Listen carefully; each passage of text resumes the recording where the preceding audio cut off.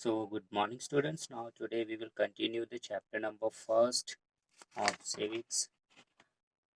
Chapter name is Legislature Vidhan Sabha. So, now today we will discuss about the power of the legislature. Now, first we will discuss about the legislature power, and second we will discuss about the control over the executive, control over the national purse, electoral powers, judicial powers, and power of amendment. And now first we will discuss about the legislative power, जो विधानसभा की शक्तियां हैं, ठीक है ना. So now we will discuss about the legislative power. Legislative powers मतलब कि विधानसभा की जो शक्तियां हैं. द पार्लियामेंट एक्सरसाइजेस मीन मजबूत strong the following legislative power. संसद निम्नलिखित विधायी शक्तियों का प्रयोग करती है. The parliament normally makes law on the subjects of the Union list. 97 subjects like defense, census, income tax, etc. संसद सामान्य रूप से रक्षा, जनगणना और इनकम टैक्स आदि जैसे संगठन सूची के विषयों पर कानून बनाती है. एंड कॉन्करेंट लिस्ट घटनात्मक समूह जो सूची होती है. 47 subjects like prevention of cruelty to animals, forest, education, etc. Concurrent list की बात करें, जो घटनात्मक समूह होता है उसमें 47 यानी कि जो 47 के तकरीबन जो विषय आ जाते हैं, जिसमें जैसे कि पशु, वन यानी जंगल, शिक्षा की रोकथाम आदि. हम ये समझेंगे कि यूनियन लिस्ट और कॉन्करेंट लिस्ट का मतलब क्या है. यूनियन लिस्ट क्या है, एक विशेष सूची है या संघ सूची है. कॉन्करेंट लिस्ट क्या है, समवर्ती सूची है, घटनात्मक समूह है. ठीक है ना. इन दोनों के बारे में हम समझने की कोशिश करेंगे है क्या ये.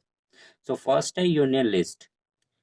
क्या है union list? Is a list of 97 numbered items given in the 7th schedule in the Constitution of India on which Parliament has exclusive power to legislate.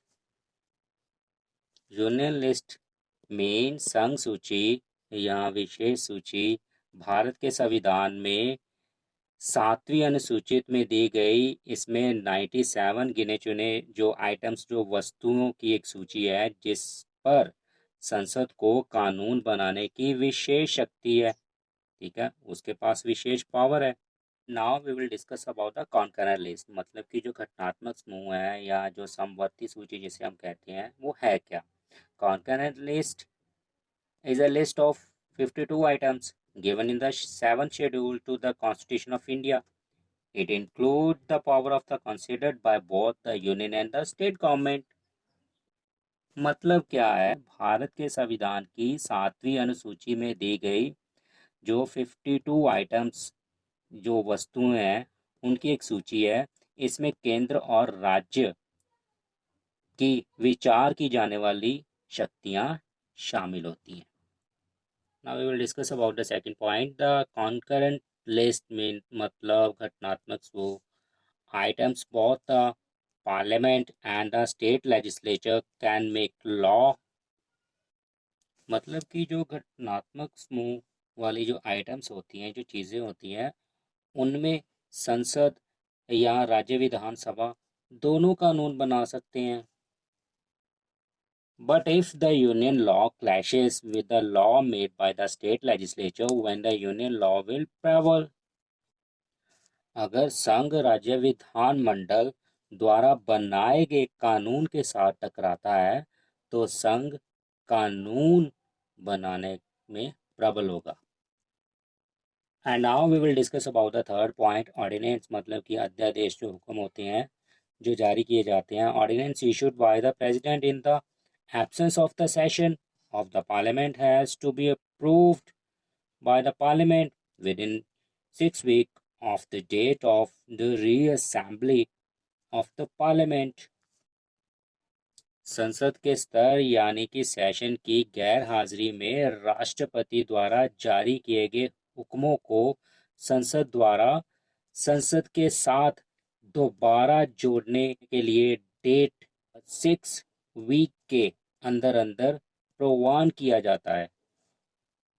And the third point, the Parliament can make laws on the state list items 66 subject like local self-government, agriculture, etc. during an emergency.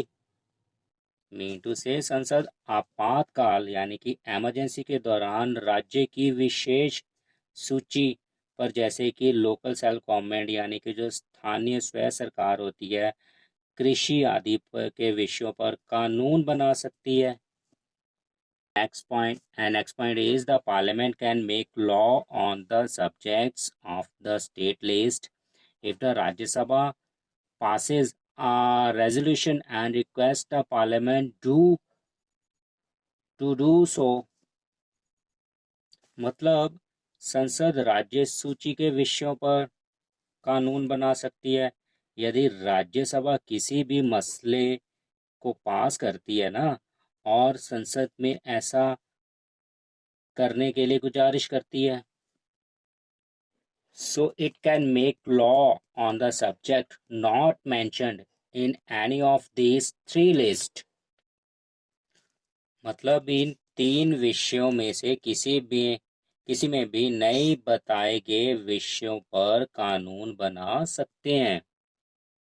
And now we will discuss about the control over the executive की जो कार्यकारी जो members होते हैं जैसे president, vice president, उन पर नियंत्रण रखना। The Parliament controls the executive in the following ways। हमारी जो संसद है वो निम्नलिखित तरीकों से कार्यपालिका यानी कि जो कार्यकारी जो मेंबर्स होते हैं उनको नियंत्रण करती है। Number 1, by asking questions to the ministers during the question hour in order to gather information about any matter of public importance। प्रश्न काल के दौरान मंत्रियों से प्रश्न पूछकर या फिर जनता की अहमियत के किसी भी मसले के बारे में जानकारी इकट्ठा कर सकती है। And the second point is the ministers are jointly responsible for their work performances to the Lok Sabha. If the opposition passes a vote of no confidence against the ministry, the ministers have to resign। जो मंत्री हैं संयुक्त रूप से लोकसभा में अपने काम के प्रदर्शन के लिए जिम्मेदार हैं। अगर विपक्ष मंत्रालय के खिलाफ अविश्वास प्रस्ताव पास करता है तो मंत्रियों को इस्तीफा देना होगा। By voting a cut in the budget, और नेक्स्ट है बजट में कटौती करके। And next adjournment motion where a member of parliament might want to draw the attention to a matter of urgent public importance। adjournment motion means स्थगन प्रस्ताव, मतलब स्थगन प्रस्ताव लाकर जहां संसद का सदस्य जनता के महत्वपूर्ण मसलों पर ध्यान खींचना चाहता है। And now we will discuss about the control over the national purse, यानी कि जो राष्ट्रीय उद्देश्य हैं उन पर कैसे नियंत्रण रखा जाए। The parliament passes the budget with the estimate mean अंदाजा लगाना ऑफ इनकम एंड एक्सपेंडिचर मतलब खर्च करना of the union government in a financial year. संसद एक वित्तीय वर्ष में केंद्र सरकार की आमदन और उसके जो खर्चे हैं खर्चों के अनुमान के साथ बजट पास करती है। Without the passage of the budget of new tax can be imposed, मतलब कि कोई टैक्स वगैरह लगाया जाना, on the citizen of India. Budget तो पास करती है और उसके साथ क्या है, और बजट पास किए बिना भारत के नागरिक पर कोई नया या नई तरह का कर्ज नहीं लगाया जा सकता। It fixes the salaries of members of parliament, ministers, etc. ये संसद के सदस्यों की जो वेतन है, उनकी जो तनख्वाह वगैरह होती है, उसको तय करता है. And now we will discuss about the electoral powers. Electoral powers मतलब जो चुनावी शक्तियां हैं. The parliament elect the president and the vice president of India. जो हमारी संसद है वो भारत के राष्ट्रपति और उपराष्ट्रपति का चुनाव करती है.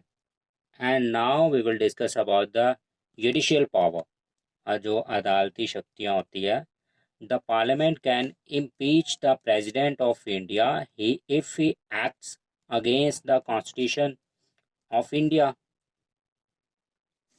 अगर राष्ट्रपति भारत के संविधान के खिलाफ काम करता है, दोषी पाया जाता है, तो संसद भारत के राष्ट्रपति को फांसी की सजा भी दे सकती है. And next point is the parliament can impeach the judges of the Supreme Court and High Court on ground of proved misbehavior. मतलब कि अगर किसी तरह का दुरुपचार सिद्ध हो जाता है या दुष्प्रचार सिद्ध हो जाता है, मेन संसद गलत व्यवहार साबित होने पर या असमर्थता के आधार पर सुप्रीम कोर्ट और हाई यानी कि उच्च न्यायालय के न्यायाधीशों यानी जजेस पर प्रतिबंध भी लगा सकती है. And we will discuss about the last point of this chapter, power of amendment. संविधान में बदलाव या कुछ सुधार करने की जो शक्तियां जो हमारी पार्लियामेंट के पास हैं. The parliament has the power to amend the constitution of India. हमारी संसद के पास ये शक्तियां हैं कि वो संविधान के बनाए गए कुछ पॉइंट्स में सुधार कर सकती है, कुछ बदलाव कर सकती है. The legislature play a very important role in a democracy. India being the world's largest democracy, the legislature acts as the representative of the people. लोकतंत्र में विधानसभा बहुत महत्वपूर्ण भूमिका निभाती है. भारत, इसमें कोई शक नहीं कि भारत दुनिया का सबसे बड़ा लोकतंत्र है. विधानसभा लोगों के प्रतिनिधि के रूप में काम करती है.